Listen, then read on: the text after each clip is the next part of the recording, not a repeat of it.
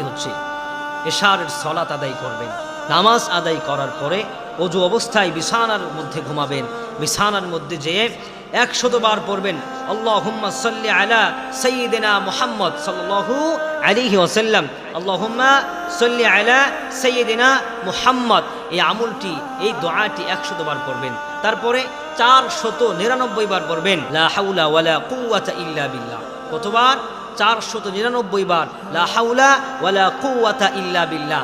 500 বার পূরণ হতে একবার বাকি আছে, একবার পড়বেন লা হাওলা ওয়ালা কুওয়াতা ইল্লা বিল্লাহিল আলিয়্যুল আযীম। 500 বার পূরণ হয়ে যাওয়ার পরে আবার 100 বার পড়বেন আল্লাহুম্মা সাল্লি আলা সাইয়্যিদিনা মুহাম্মদ সাল্লাল্লাহু আলাইহি ওয়াসাল্লাম।